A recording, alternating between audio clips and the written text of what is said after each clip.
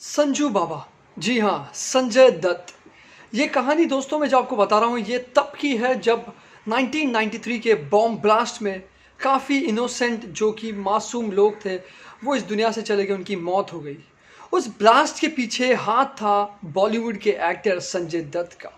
कुछ ऐसे हथियार मिले थे संजय दत्त के पास से जिसके बाद लोग जो है वो संजय दत्त से बहुत ज़्यादा नफरत करने लगे थे।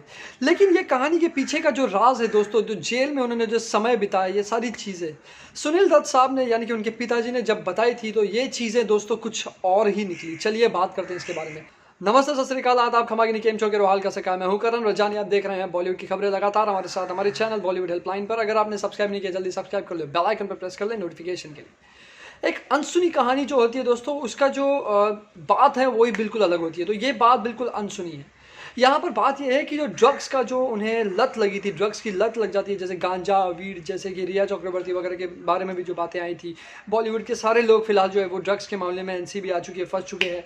संजय दत्त जो है वो एक ऐसे इंसान से जो ड्रग्स के मामले में बहुत ही बुरी तरह फंस चुके थे और वो उसमें से निकलने का नाम ही नहीं ले रहे थे। उसके बाद सुनील दत्त ने कहा कि वो मेरे पास आया और कहा कि पापा, मैं चाहता हूं कि आप मुझे थोड़ी सी हेल्प करो। तो इस पर सुनील दत्त ने कहा यस, मैं तुम्हारी हेल्प करूंगा। तो उन्होंने कहा कि मुझे इस ड्रग्स के जंगल से निकालो। जी हाँ, ये जो एक जंगल होता है ना ड्रग्स का, ये बहुत ही बेकार होता है।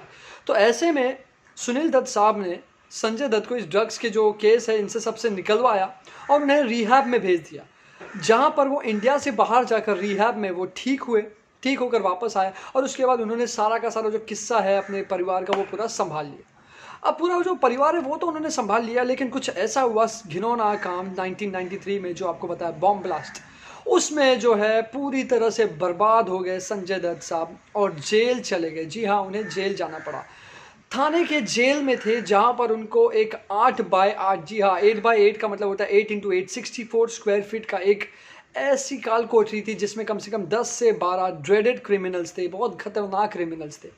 उनके साथ में आपके संजू बाबा यानी कि संजय दत्त को रखा गया। उसके बाद संजय दत्त जो है वो सज़ा काटने के दौरान में इतना ज़्यादा टूट गए थे, लेकिन उन्होंने खुद को संभाला। ऐसे में उनकी जो बहन है संजय दत्त की, वो कहती हैं कि संजय दत्त मुझे अक्सर जो है कुछ ना कुछ रक्षाबंधन पर गिफ्ट दिया करते हैं। जब राखी आती है तो गिफ्ट दिया करते हैं अगस्त में। तो अगस्त में जब राखी आई तो ये सभी उनसे मिलने गए और सभी के सभी ब्रोक डाउन हो गए, सभी के सभी टूट गए, बहुत ज़ोरों से रोने लगे और उनको वो कुछ बातें जो है वो याद आ गई कि कैसे खुशहाल ज़िंदगी रहती थी। तो ये संजय दत्त का स्ट्रगल है दोस्तों।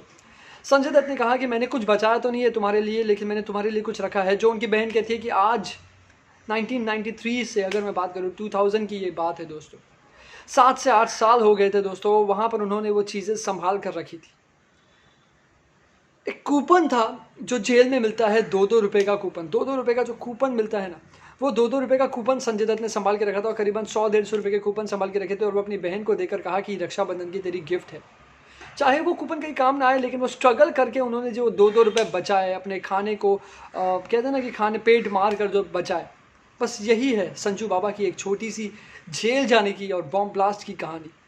वो ड्रग्स से निकल कर जो वो तकलीफ़ों में गए, उसके बाद तो क्या था, फिर उसके बाद जब वो बाहर निकले सज़ा काटने के बाद, तो उसके बाद वो बन गए खलनायक। खलनायक सच में नहीं बने, उन्होंने खलनायक मूवी में खलनायक का रोल किया और उसके बाद इतने ज़्यादा पसंद जाने लगे कि आज भी कहीं भी कुछ चलता है तो कहते हैं मैं हूँ खलनायक। जी हाँ, उसके बाद जो है उनका करियर फिर से ट्रैक पर आ गया और अच्छी खासी लाइफ चलने लगी। और फिर से कुछ समय पहले वो जेल गए थे जहाँ पर उनकी शादी हो गई, मान्यता के साथ में बच्चे हो गए। बहुत ही कठिन परिश्रम करके, आज उनके पिता भी नहीं है सुनील दत्त जी, बहुत परिश्रम किया उन्होंने और आज हमारे संजू बाबा संजय दत्त जो है वो कैंसर से जूझ रहे हैं। मैं आशा करता हूँ कि जल्द से जल्द वो ठीक हो जाए और हमें काफ़ी सारी मूवीज़ दे। मैं हूँ anchor Karan Rajani from Bollywood helpline. Take care and good bye.